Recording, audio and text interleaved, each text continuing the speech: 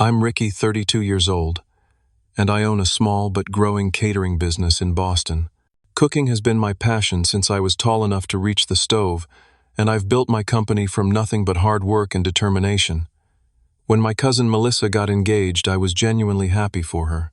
Then came the bombshell she wanted me to cater her 200-guest wedding completely free of charge. Little did I know this request would lead to one of the biggest family disasters I've ever experienced. Before I tell you how this wedding catastrophe unfolded, let me know where you're watching from, and hit that subscribe button if you've ever had a family member try to take advantage of your professional skills. My catering business, Flavors of Boston, isn't the biggest operation in the city, but we've built a solid reputation for delivering exceptional food at high-end events. The journey to where I am now wasn't easy. After graduating from culinary school with honors, I spent nearly a decade working in various restaurants, starting as a line cook, and eventually becoming a sous chef at one of Boston's most prestigious establishments. Every extra dollar I earned went straight into my savings account, all dedicated to my dream of starting my own business. 3 years ago, that dream finally became reality when I launched Flavors of Boston. The beginning was rough with me doing almost everything myself, from cooking to deliveries to accounting. But gradually I built a small team of dedicated professionals who shared my passion for food. Marcus, my sous chef and best friend since culinary school, was the first to join. He believed in my vision when it was nothing but talk over beers after long shifts. Then came Alicia and Pete, my primary servers, who bring a level of professionalism and warmth to every event we cater. We specialize in intimate gatherings and corporate events, typically for groups of 50 to 100 people. Our reputation has been growing steadily, with most of our business coming from word-of-mouth referrals. Every cent of profit goes back into the business, upgrading equipment and expanding our capabilities. It's not making me rich, but it's my life's work, and I couldn't be prouder of what we've built. As for Melissa, she's my first cousin on my mother's side. The only daughter of my wealthy Aunt Patricia and Uncle Robert. Melissa has always been the golden child of the family. Growing up, I watched as she received everything she ever wanted. The newest toys, designer clothes, luxury cars when she turned 16, and an all-expenses-paid education at an elite private college. Don't get me wrong, I love Melissa, but there's no denying she's been spoiled her entire life. The announcement of Melissa's engagement came during a family dinner at my grandmother's house last winter. Everyone was gathered around the massive oak dining table that had hosted family gatherings for generations. The meal was winding down when Melissa clinked her glass, dramatically stood up with a glowing smile, and announced that her boyfriend James, a successful investment banker from a well-connected Boston family, had proposed during their vacation in the Maldives. The room erupted in excitement. Champagne appeared from somewhere, toasts were made, and Melissa beamed as she showed off her enormous diamond ring. In the midst of the celebration, she casually turned to me and said, "Ricky, you'll help out with the food for the wedding, right?" At first, I thought she was asking for vendor recommendations, or maybe wanted me to prepare a special dish for the reception. "Sure, what did you have in mind?" I asked. "Well," she said, swirling her champagne, "we're thinking about 200 guests. Nothing too fancy, just appetizers, a 3-course dinner, and late-night snacks. Oh, and a dessert table besides the cake." The conversation around us had quieted as family members tuned in. I nearly choked on my drink. What she was describing wasn't helping out. It was a full-scale catering job that would cost upwards of $20,000 and require my entire team plus additional staff. "Melissa, that's a major catering job," I explained carefully. "For 200 people, you're looking at roughly $20,000 minimum, depending on your menu choices. Plus, I'd need to hire extra servers and rent additional equipment." Her perfectly sculpted eyebrows rose in surprise. "20,000? That's ridiculous. It's just food." "It's not just food," I said, trying to keep my voice level. "It's ingredients, labor equipment, transportation, setup, service, cleanup." "But we're family," she interrupted, as if that single fact should invalidate the laws of business and economics. Then came the line that would echo in my head for months to come. "It'll be great exposure for your little business." I felt my face flush. Everyone was watching now. My business doesn't need exposure. We're fully booked 3 months out. Aunt Patricia chimed in. Ricky, don't be difficult. This is Melissa's special day. I looked around the table, hoping someone would back me up, but most eyes were cast downward, avoiding the conflict. My brother Jake caught my eye and gave me a subtle nod of support but remained silent. Can we discuss this later? I suggested, not wanting to ruin the engagement announcement. Melissa reached across the table and grabbed my hand, her eyes suddenly brimming with tears. Don't you want to be part of my special day? I always imagined having your food at my wedding. And there it was, the emotional manipulation that I should have seen coming from a mile away. Trapped between family expectations and business sense, I mumbled something about discussing details later and excused myself to help with the dishes, my mind already spinning with the disaster that was unfolding. The calls started the very next morning. First was Aunt Patricia, her voice honey-sweet, but with that underlying steel I'd known since childhood. Ricky, darling, I just wanted to check in about Melissa's wedding. You know how important this is to her. I understand it's important, Aunt Patricia, but what she's asking would cost my business thousands of dollars. I'd need to pay my staff, buy ingredients, rent equipment. Well, I just assumed you'd want to give her this as your wedding gift, she interrupted. After all, we've done so much for you over the years. I racked my brain trying to remember what exactly they had done for me besides the occasional birthday check and Christmas gifts. Unlike Melissa, I had worked through college, took out student loans for culinary school, and built my business without family financial support.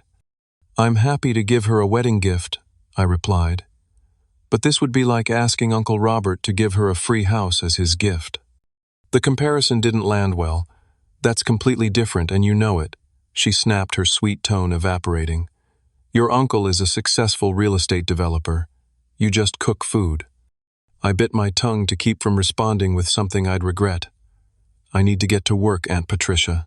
We can talk more later. Uncle Robert called that afternoon, his approach more direct. Son, you need to step up for family. This wedding is connecting us to the Sullivan family. Do you know how influential they are in Boston? James's father sits on the boards of 3 major banks. The implication was clear: this wedding was as much a business merger as a romantic union, at least in my uncle's eyes. The pressure continued through the week, with various family members calling to just check in and inevitably steering the conversation toward how I could help make Melissa's day special. At the restaurant the following Monday, I was prepping for a corporate lunch when Marcus noticed my distraction. You've seasoned that same batch of potatoes 3 times, he pointed out, leaning against the stainless steel prep table. What's going on? I put down the salt and explained the situation. Marcus listened without interrupting, his expression growing increasingly incredulous. Your cousin wants you to cater for 200 people for free. That's not a favor, that's exploitation, he said when I finished. Remember what happened with my sister's baby shower? I made those specialty cupcakes as a gift, and suddenly everyone expected free baked goods for every family event. It took years to break that cycle. But this is different, I said, not entirely convinced of my own argument. It's her wedding. Which makes it worse. Weddings are the most expensive and demanding events we do. If anything, she should be supporting your business by hiring you properly and paying full price. Deep down, I knew he was right. That evening, I called Melissa and suggested a compromise. I can't do it for free, but I could offer you my services at cost or give you a significant family discount. She agreed to meet to discuss options, suggesting a trendy coffee shop in Back Bay. The following day, I arrived to find Melissa already seated with her fiancé, James. A tall, athletic man with an easy smile and the confident air of someone who's never worried about money a day in his life. Ricky, so good to finally meet you, James said, standing to shake my hand. Melissa says you're a culinary genius. That's very kind, I replied, somewhat surprised by the compliment. Congratulations on your engagement. We ordered coffee, and I pulled out a folder containing sample menus and cost breakdowns I'd prepared. I've put together some options that might work with your vision, I explained. This first one would be my actual cost. Ingredients, staff, wages, equipment, rental. The second has a 25% discount from my normal rates. James studied the papers with interest. These look excellent, actually. The seafood station is particularly 25% $20,000 is still ridiculous, Melissa cut in, not even glancing at the menus. We contacted other caterers who would do it for half that. Then perhaps you should hire them, I suggested gently. But they're not family, she countered. Do you know how many of my friends will be at this wedding? People who throw parties constantly.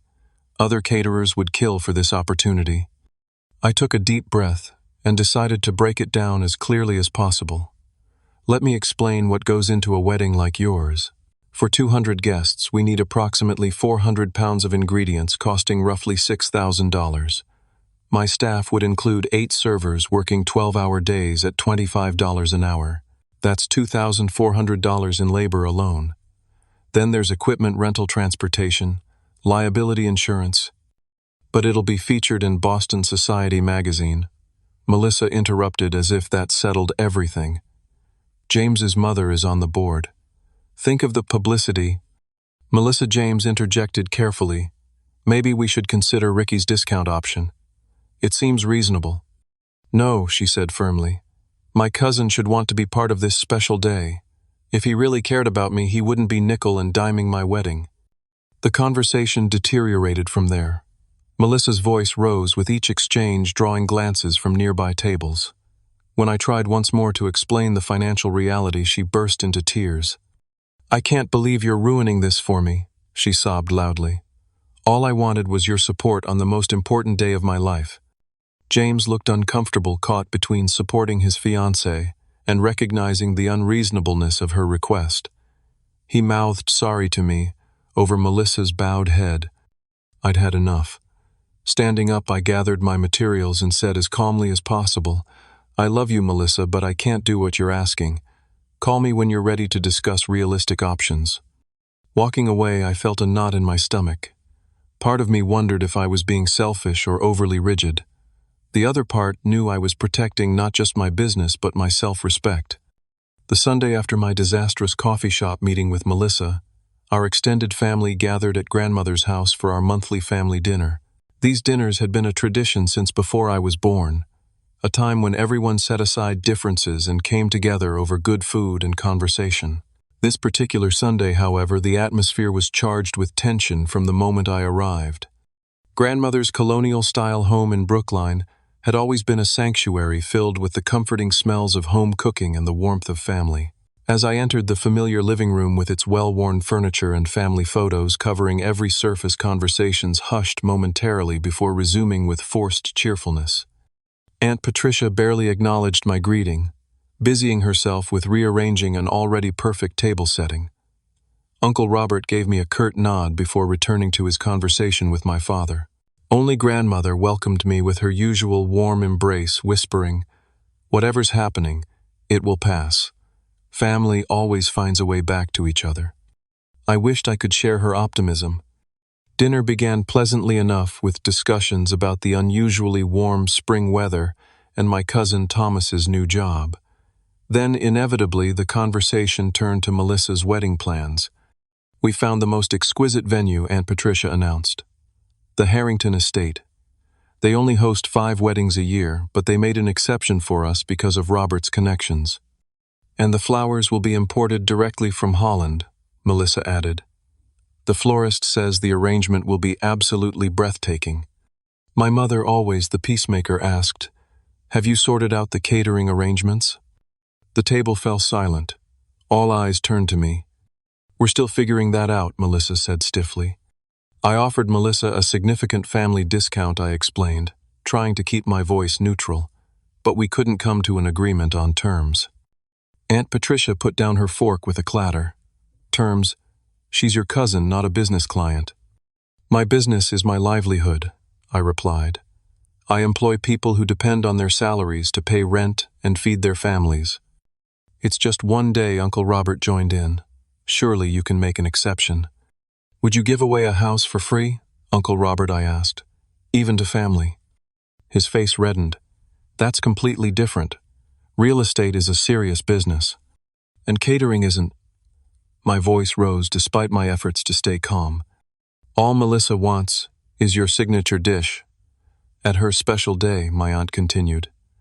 "Is that really too much to ask?" Her special day involves feeding 200 people a 3-course meal plus appetizers and desserts, I clarified. That's thousands of dollars in costs that I would have to cover personally. My father cleared his throat. Ricky has a point about the costs involved. Perhaps there's a middle ground. I already offered several compromises, I said. All rejected. Because they weren't really compromises, Melissa snapped. You were still asking for thousands of dollars. My brother Jake, who had been uncharacteristically quiet, finally spoke up. Are you serious right now? Ricky built his business from nothing. No one handed him anything. And now you expect him to potentially bankrupt himself for your wedding. A wedding, by the way, that's already costing more than most people make in a year. Stay out of this, Jake, Aunt Patricia warned. No, I don't think I will, Jake continued. You've always expected everyone to bend over backward for Melissa. When does it stop? When she wants a free house from Uncle Robert. Free legal advice for life from Cousin Sarah. Where's the line? Aunt Patricia's face contorted with anger. How dare you speak to me like that? After everything we've done for this family. What exactly have you done? Jake challenged. Write checks from the fortune Grandpa left you. Throw lavish parties to impress your friends. Meanwhile, Ricky worked 60-hour weeks to build something of his own, and you treat it like it's a hobby he should happily set aside. That's enough. My grandmother's voice, rarely raised, cut through the argument like a knife. I will not have my family tearing each other apart at my table. A heavy silence fell. Grandmother looked around at each of us, her disappointment palpable. Whatever disagreements you have, you will find a respectful way to resolve them. We are family, and that means something in this house. The remainder of the dinner was painfully polite, with conversation limited to safe topics like the weather and recent movies. As we helped clear the table, my cousin Sarah, a lawyer who had remained silent during the argument, pulled me aside in the kitchen. I think you're right to stand your ground, she whispered. But please don't tell anyone I said that. I can't afford to get on Aunt Patricia's bad side right now. Why not? I asked. She's on the board of the hospital where I'm trying to get a position in the legal department, Sarah admitted. Family politics, right. After dinner, I was loading leftovers into my car when my parents approached. We understand your position, my mother said gently. But sometimes keeping peace in the family is worth making sacrifices. Even if those sacrifices could bankrupt me, I asked. My father sighed. Of course not. But maybe there's a solution we haven't thought of yet. Something that would let you help without taking such a financial hit. I've proposed every compromise I can think of, I replied. At some point, I have to protect myself and my business. We know, son, my father said, squeezing my shoulder. Just try to keep the door open for reconciliation. As I drove home, my phone buzzed with a text from Melissa. Thanks for ruining dinner, too. If your business is so successful, why can't you help your own family? Maybe you're not as good a chef as you think you are. The passive-aggressive message stung more than it should have. Despite knowing I was in the right part of me, still felt like the villain in this family drama. The next day, I received a call from my aunt. Ricky, I've been thinking about our conversation yesterday, she began without preamble. Yes, I replied cautiously. Perhaps we've been approaching this from the wrong angle. Melissa's wedding is an opportunity for you to showcase your skills to Boston's elite. Many of our guests own restaurants or host large events regularly. I appreciate that, Aunt Patricia, but... And it's not like your business is a major operation, she continued, as if I hadn't spoken. It's more of a, what do they call it? A side hustle. You still have time to build a real career if this doesn't work out. I was momentarily speechless. My side hustle involved 16-hour days, every penny I had, and the livelihoods of several employees. My business is very real, Aunt Patricia, I finally managed. And I've explained why I can't provide free catering for such a large event. Well, she replied coolly, I suppose we'll see how real it is when word gets around that you refuse to help your own family.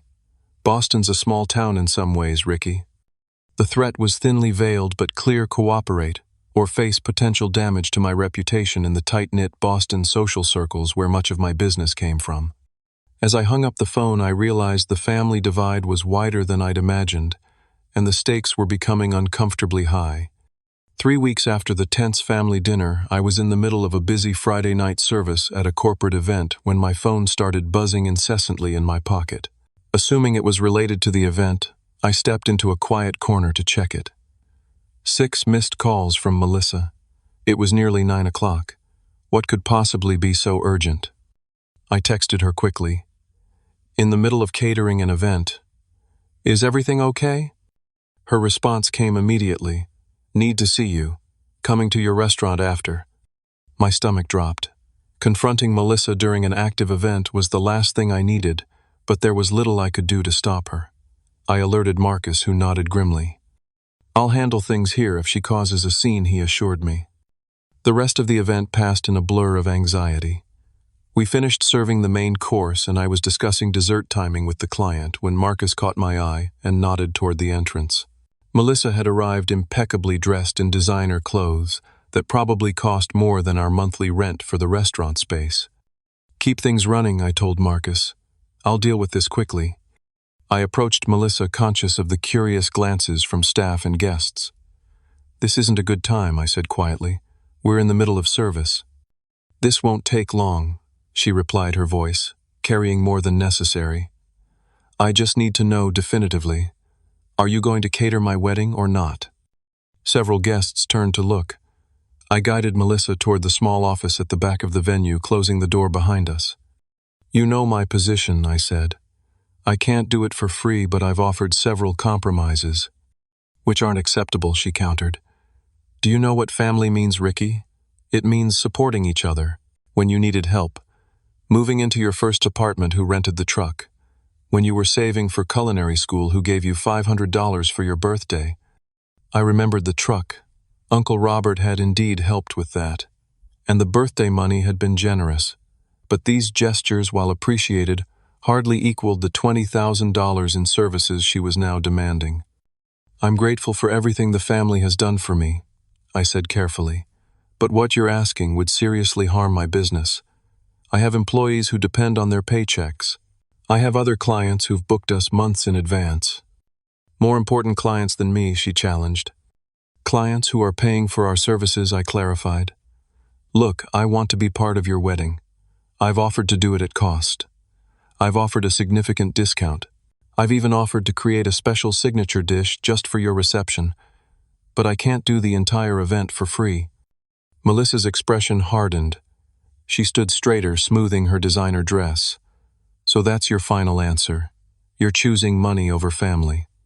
I'm choosing the sustainability of my business and the welfare of my employees over an unreasonable request, I corrected. She gave me a look I'd seen many times throughout our childhood. The same look she'd given when she didn't get her way with our grandparents. The same expression before she inevitably got whatever she wanted despite initial refusals. Fine, she said, her voice cold. I'll find someone better. Someone who understands what family really means. Then came the infamous eye roll that would later prove so prophetic. As she turned to leave, she paused at the door. Don't expect an invitation to the wedding. I wouldn't want to burden you with attending an event you clearly care so little about. After she left, I leaned against the desk, my hands trembling slightly with the adrenaline of confrontation. The relief of finally standing my ground was mixed with genuine anxiety about the family repercussions. Would this permanently damage my relationship with Melissa? Would Aunt Patricia and Uncle Robert follow through on their veiled threats about hurting my reputation in Boston? The following day, I met with my friend Rachel, a lawyer who specialized in small business issues. Over coffee, I explained the situation, including my aunt's implied threat. Could they actually damage my business reputation, I asked. Rachel considered this. Legally speaking, if they spread false information about your business practices, that could constitute defamation, but realistically it would be hard to prove, and family disputes like this rarely benefit from legal escalation. So what should I do? Document everything she advised. Save texts, emails, any written communications about this issue. If anyone does try to damage your professional reputation, you'll want evidence of what actually transpired. She paused, stirring her coffee thoughtfully. But honestly, Ricky, the best protection is the quality of your work. Boston's food scene is tight-knit, but professionals talk to each other.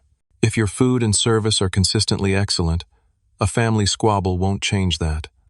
Her words reassured me somewhat, but the knot of anxiety remained. That evening, I threw myself into work collaborating with Marcus on a high-profile charity gala we were catering the following week. The kitchen was my sanctuary, a place where problems had clear solutions, where creativity and precision yielded tangible, immediate results. As we tested a new appetizer recipe, Marcus watched me with concern. "You know you're doing the right thing, right?" I nodded, though, without full conviction. "This business isn't just about you," he continued. "It's about all of us. Alicia's saving for grad school. Pete just had a baby. If we did a 200-person wedding for free, we'd all feel it." He was right, of course. The business I'd built wasn't just my livelihood. It supported a small community of dedicated professionals who trusted me with their financial well-being. 2 days later, an elegant cream envelope arrived in my mail, Melissa's wedding invitation. I was surprised, given her parting words during our last encounter. Opening it, I found a formal invitation, along with a handwritten note. "Ricky, despite our disagreement, you're still family. I found another caterer who's excited about the opportunity to showcase their talents at our special day. Perhaps attending as a guest will help you understand what you're missing out on professionally. Melissa." The passive-aggressive tone was unmistakable. This wasn't an olive branch. It was another attempt to make me feel guilty and inadequate. For days I agonized over whether to attend. On one hand, missing a family wedding would only deepen the rift. On the other, watching another caterer serve food at an event I'd been deemed not good enough to cater felt like deliberate humiliation. After much consideration, I made my decision. I wouldn't attend the wedding. Instead, I accepted a catering job for that day, a small, intimate anniversary party that would keep me busy and productive rather than stewing in family drama. I texted Melissa my regrets. "I'm sorry I won't be able to attend your wedding. I've accepted a catering job that day that I can't reschedule. I sincerely wish you and James all the happiness in the world and hope your day is everything you've dreamed of." Days passed with no response. The silence was somehow worse than anger, feeding my anxiety about the lasting damage to our relationship. But I stood firm in my decision, knowing it was necessary for both my business integrity and my self-respect. The day of Melissa's wedding arrived with perfect weather, clear blue skies and mild temperatures that wedding planners dream of. While she would be walking down the aisle at the prestigious Harrington estate, I was setting up for a 30th anniversary party at a waterfront home in Marblehead. The event was small, just 40 guests, but the clients were warm and appreciative, treating my team with respect and genuine gratitude for our work. Despite my best efforts to focus on the job at hand, my thoughts kept drifting to the wedding. Had I made a terrible mistake by not attending?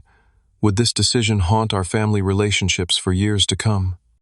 Around noon, my phone buzzed with a text from Jake. "Everything looking good so far. Venue is incredible. We'll keep you posted." I felt a wave of gratitude for my brother. Though he defended me vigorously during family discussions, he'd still chosen to attend the wedding, partly to support Melissa, but also I suspected to be my eyes and ears at the event. The anniversary party was going smoothly. We'd served a selection of upscale appetizers and were preparing the main course when Jake's next update came through. "Ceremony. Beautiful. Melissa gorgeous. Reception starting now. Caterer seems professional. Staff in matching uniforms, everything set up nicely." A part of me felt relieved. Perhaps everything would turn out fine after all, and the family drama would fade once the wedding was over. By 6 o'clock, we were serving dessert at the anniversary party. The couple had requested a special chocolate soufflé, a technically challenging dish that required precise timing. As I carefully removed the perfectly risen soufflés from the oven, my phone vibrated repeatedly in my pocket. Once the desserts were safely delivered to appreciative guests, I checked my messages. Jake had sent several texts in quick succession. Something weird happening with food. Only half the appetizers that were listed on menu actually served. Main course an hour late. People getting restless. Food finally arrived. Portions tiny. Several people at my table got chicken that's still pink inside. Disaster unfolding. 2 guests already complained about undercooked food. Melissa in tears in bathroom. James's mother confronting caterer.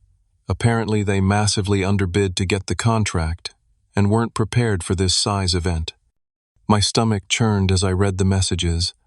While a petty part of me felt vindicated, the larger part felt genuine sympathy for Melissa. No one deserves to have their wedding day ruined regardless of prior behavior.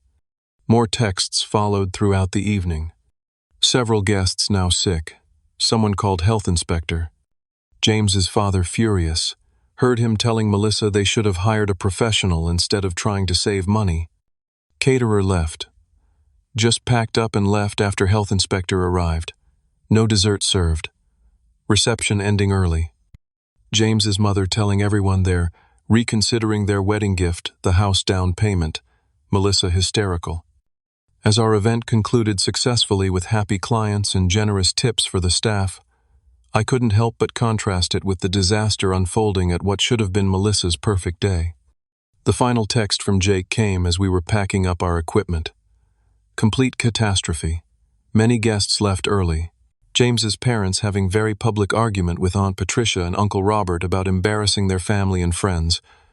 Heard your name mentioned several times. Not in a good way. At first then someone said they should have listened to you. I didn't respond to Jake's messages. What could I say? I told you so? Seemed cruel given the circumstances. Instead, I focused on finishing our event professionally, ensuring every detail was perfect and every client need met. By the time I arrived home, exhausted from the long day, my phone showed multiple missed calls from various family members. Aunt Patricia, Uncle Robert, my parents, and even Melissa herself. I couldn't face any of them tonight. Whatever fallout was occurring needed to wait until morning when emotions might be less raw and I could approach the situation with a clear head. I turned off my phone, took a long shower and collapsed into bed, mentally preparing for the storm that would inevitably break the next day. Despite the vindication, I felt my last thoughts before drifting off to sleep were of Melissa's tears and disappointed guests. No matter how unreasonable she had been, I never wanted this outcome for her. I woke up the next morning to the persistent buzz of my phone vibrating on the nightstand. Bleary-eyed, I checked the screen: 23 missed calls, 47 text messages, and multiple voicemails. The wedding aftermath was in full swing, and apparently I was central to whatever was happening now. The most recent call was from Melissa, just 5 minutes ago. With a deep breath, I listened to her voicemail first. "Ricky, it's me." Her voice was hoarse, presumably from crying. "I know I'm the last person you want to talk to right now, but please call me back. Everything's a complete disaster. James's parents are threatening to cancel their wedding gift. Half the guests got food poisoning, and now we need to provide food for a brunch with James's family today. I know I don't deserve your help, but please call me back." I sat up in bed, suddenly wide awake. The other voicemails told similar stories from different perspectives. Aunt Patricia's message had none of her previous entitlement, instead sounding desperate and apologetic. Uncle Robert actually used the words "I was wrong," possibly a first in family history. I called Melissa back immediately. She answered on the first ring. "Ricky, oh, thank God," she sounded exhausted and tearful. "I'm so sorry to bother you." "What happened, Melissa?" I asked, cutting through what would likely be a long apology. "We could deal with that later. Right now I needed facts." She took a shuddering breath. "The caterer we hired, Elegant Eats. They seemed so professional at first. Their portfolio looked amazing, and their price was significantly lower than others we contacted. But it was all a facade." "What went wrong?" Everything, she said with a hollow laugh. "They brought half the staff they promised. The food wasn't what we ordered. They substituted cheaper ingredients everywhere. Worse, they clearly weren't following proper food safety protocols. The chicken was raw, Ricky. Raw, at my wedding." I winced. In the catering world, there were few sins greater than serving unsafe food. "The health department was called," she continued. "They shut down the service immediately. By then, several guests were already ill, including James's grandmother. The caterers just packed up and left. No apology, nothing. They're not even answering their phones now." "I'm sorry that happened," I said, and meant it. "That's truly awful." "That's not even the worst part," Melissa's voice cracked. James's parents had planned to give us a down payment for a house as a wedding gift. Now they're reconsidering because they think we deliberately cut corners on the food to save money, putting their friends and family at risk. I could hear the genuine distress in her voice. This wasn't just about a ruined party. There were real, lasting consequences to what had happened. "What can I do to help?" I asked, already knowing where this was heading. "We have a brunch scheduled today at 11 for James's immediate family and the wedding party. It was supposed to be a casual send-off before our honeymoon, but now it feels like our only chance to salvage something from this disaster. Is there any way, any possibility at all, that you could help us?" I glanced at the clock. 7:30. Less than 4 hours to potentially prepare a meal for what would likely be 30 to 40 people. "Where is the brunch being held?" "At James's parents' home in Beacon Hill," she replied. "I know it's asking a lot, especially after everything." "I'll need to check with my team," I interrupted. "This is incredibly last minute, and after working yesterday, they might not all be available." "I understand completely," she said quickly. "And Ricky, this isn't like before. We'll pay your full rate plus a rush fee, whatever you think is fair. I was wrong before so wrong.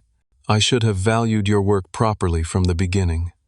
The words I'd been waiting to hear, though, I took little pleasure in the circumstances that had forced this realization. "Let me make some calls and get back to you within the hour," I promised. After hanging up, I immediately called Marcus. Despite having worked a full day yesterday, he answered with his usual cheerfulness. "Morning, boss. What's up?" I explained the situation as concisely as possible. There was a long pause before he responded. "Let me get this straight. Your cousin, who wanted us to cater her entire wedding for free, who threw a tantrum when you refused, who hired a budget caterer, that gave everyone food poisoning now, wants us to swoop in and save the day with a few hours' notice." "That's about the size of it," I admitted. "And you're considering it?" He sounded incredulous.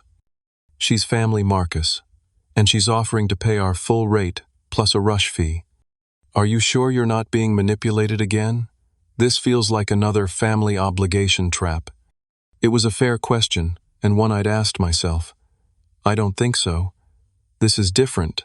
She's acknowledged she was wrong and she's willing to pay properly. Plus, this isn't just about Melissa anymore. Innocent people got sick. James's family is reconsidering a major wedding gift that would help them buy a home." Marcus sighed. "You're too good a person, sometimes you know that. But if we're doing this, we're doing it right. Triple rate for the rush job, full team compensation, and I want it in writing before we start prep." "Agreed," I said, grateful for his pragmatism. "Can you call Alicia and Pete? I'll reach out to the others." "On it. And Ricky, make sure your cousin understands this is a professional transaction, not a family favor. Clear boundaries from the start." I called Melissa back with the terms triple our usual rate due to the emergency nature of the request, payment required up front via electronic transfer, and a clear written agreement about expectations and services. To her credit, she agreed immediately to all conditions. The money was transferred within minutes, and she sent a formal email outlining her acceptance of our terms. The next 3 hours were a whirlwind of activity. We raided our restaurant supplies, made emergency purchases from restaurant supply stores that had just opened, and designed a menu based on what we could realistically prepare in the limited time available. By 10:30, we arrived at the elegant Beacon Hill brownstone, owned by James's parents' equipment and ingredients in tow. The tension in the house was palpable. James's mother, a stern-looking woman with impeccable posture, watched our every move with skepticism. His father remained in his study, apparently unwilling to engage with anything wedding-related after the previous day's disaster. We transformed their kitchen into a professional operation with practiced efficiency. Marcus took charge of the main dishes while I prepared a selection of pastries and breakfast items that could be ready quickly. Alicia and Pete set up a mimosa bar and coffee station in the dining room, their friendly professionalism slowly thawing the frosty atmosphere. James approached as I was arranging a platter of fresh fruit. "I want to thank you for doing this," he said quietly. "I know the situation with Melissa put you in a difficult position before the wedding." "Water under the bridge," I assured him. "Today is about moving forward." Still, he hesitated. "I should tell you that I wanted to hire you properly from the start. I even offered to pay for it myself, but Melissa was, well determined to handle it her way. This revelation didn't surprise me, but it explained some of his discomfort during our coffee shop meeting. What matters now is making this brunch special for your family, I said. Give them something positive to remember from the wedding weekend. By 11, guests began to arrive. Family members and close friends still recovering from the wedding disaster. Many looked pale and tired, eyeing the food with understandable suspicion. I personally greeted each one, explaining the dishes we'd prepared and assuring them of our professional standards. The brunch itself went better than anyone could have expected. The food was simple but elegant. A selection of quiches, Belgian waffles with fresh berries, smoked salmon, with all the accompaniments, and my signature herb-roasted breakfast potatoes that had once been featured in Boston Magazine. Gradually the mood lightened.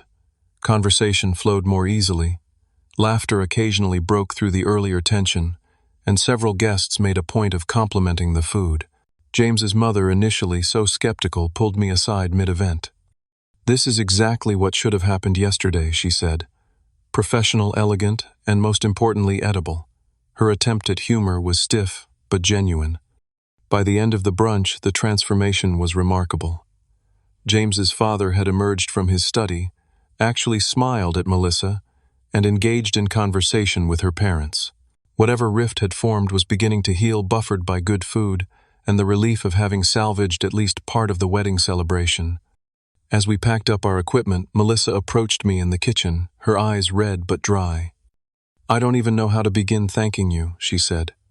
"The payment already cleared," I replied with a small smile. "That's thanks enough." "No, it's not about the money." She shook her head. "You saved us today.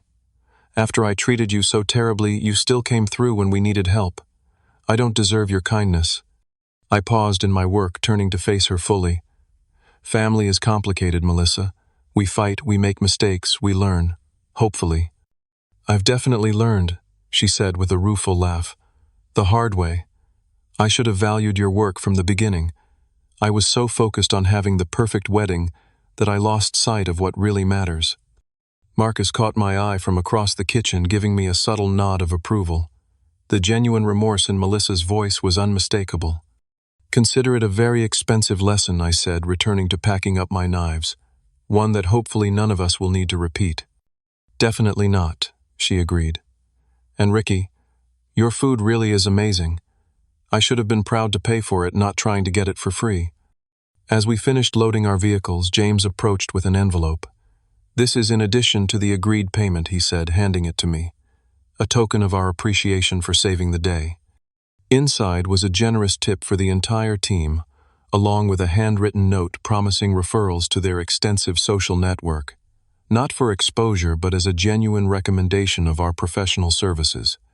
It seemed the lesson had indeed been learned, though at a higher cost than anyone had anticipated. 6 months after the wedding debacle, my phone rang with a call from Melissa.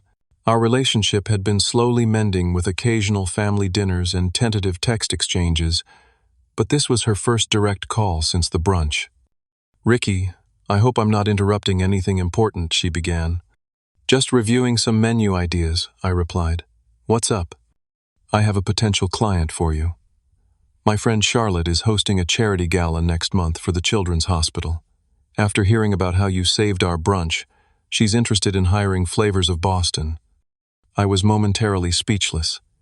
This was exactly the type of high-profile event that could elevate a catering business to the next level. "That sounds great," I managed. "Would you mind connecting us via email?" "Already done," she said, and I could hear the smile in her voice. "I sent her your contact information this morning with my highest recommendation. And Ricky, I made sure she knows your work commands premium rates." True to her word, Charlotte's email arrived that afternoon outlining an event for 150 of Boston's most influential philanthropists. Unlike Melissa's original request, this included a proper budget allocation for catering recognition of our business in the event program and a clear understanding of the value we would bring. This referral was just the beginning. Over the next few months, Melissa became one of our most enthusiastic advocates, recommending Flavors of Boston to her extensive network of friends and associates. These weren't vague promises of exposure, but concrete paying jobs with clients who respected our work and compensated us accordingly. The change in Melissa herself was equally remarkable.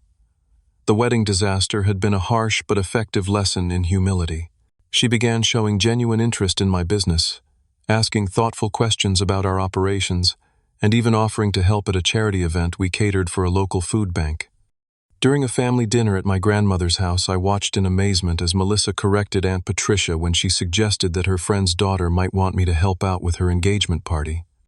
"Ricky doesn't help out," Mother Melissa interjected firmly. "He runs a professional catering business, with employees who depend on him. If Sharon wants flavors of Boston at her event, she should contact them through proper channels and expect to pay their standard rates." Aunt Patricia looked startled but nodded in agreement. The family dynamics had shifted subtly, but significantly. One evening, James invited me for drinks at a upscale bar in Back Bay. Over craft cocktails, he confided that the wedding experience had changed their relationship for the better. It forced us to have some difficult conversations about money, family expectations, and how we make decisions together, he explained. "Oddly enough, I think we're stronger for having gone through it." "And what about the house?" I asked, remembering the threatened wedding gift. He smiled. "We got the down payment. After seeing how Melissa handled the aftermath, taking responsibility, making things right, my parents were impressed. They said it showed character." The most profound change, however, was in my own approach to business and family boundaries. The experience had forced me to articulate and defend my professional worth, not just to others, but to myself. I no longer felt guilty for treating my catering company as a legitimate business, rather than a convenient skill to be called upon at family members' whims. Marcus noticed the difference in my demeanor during client meetings. "You're not apologizing for your rates anymore," he observed after we landed a significant corporate contract. "It's about time." "I learned that respecting my own work is the first step to getting others to respect it," I replied. The business thrived under this new confidence. We expanded our team, adding 2 more full-time staff members and a dedicated event coordinator. Our calendar was booked 3 months in advance with a waiting list for popular dates. Roughly 6 months after the wedding, I met Melissa for coffee. She arrived carrying a small gift bag, which she pushed across the table toward me. "What's this?" I asked. "Just a small thank you," she said. "Go ahead, open it." Inside was a framed copy of a feature article from Boston Society magazine, the same publication she had once dangled as exposure for catering her wedding. The article was a glowing profile of Flavors of Boston, highlighting our innovative approach to local ingredients and naming us as one of the city's top up-and-coming catering services. "I might have mentioned your name to the editor," Melissa admitted with a smile. "But the recognition is all earned. They've apparently been hearing about you from multiple sources." I was touched by the gesture, particularly knowing how much it represented Melissa's growth. "Thank you," I said sincerely. "This means a lot." "I should be thanking you," she replied. "You taught me an important lesson about respecting other people's work and talents. It's changed how I approach everything, not just catering." As we parted ways that day, I reflected on the journey we'd taken. What had begun as an unreasonable request had ultimately strengthened my business, improved family relationships, and taught valuable lessons all around. The experience reinforced what I had always suspected but sometimes struggled to implement, that real family supports your success rather than undermining it, that proper boundaries actually improve relationships rather than damage them, and the forting and the mining. That standing up for yourself earns more genuine respect than constantly giving in to unreasonable demands. My relationship with Melissa was now stronger than ever, built on mutual respect rather than obligation or exploitation. My brother Jake and I had formed an even tighter bond through his unwavering support during the conflict. Even Aunt Patricia and Uncle Robert had come to view my business with newfound respect, proudly mentioning my nephew the chef in social conversations. Most importantly, I had learned to value my own work appropriately. No more discounts out of guilt or obligation, no more apologizing for charging professional rates, no more questioning whether my business deserved the same respect as any other. Sometimes the hardest decisions, the ones that feel selfish or uncomfortable in the moment, ultimately lead to the best outcomes for everyone involved. Standing firm on my boundaries wasn't just about protecting my business, It was about establishing the foundation for healthier, more authentic relationships with everyone in my life. So if you're facing a similar situation with family or friends who don't value your professional skills, remember that respect is earned through standing up for yourself, not by giving in to unreasonable demands. What difficult boundary have you had to set with family or friends around your work or business? Leave a comment below and let me know if you've experienced something similar. Don't forget to like this video and subscribe to hear more stories about navigating the complicated intersection of family and business. Thanks for listening to my story, and remember, your work has value no matter who's asking for it.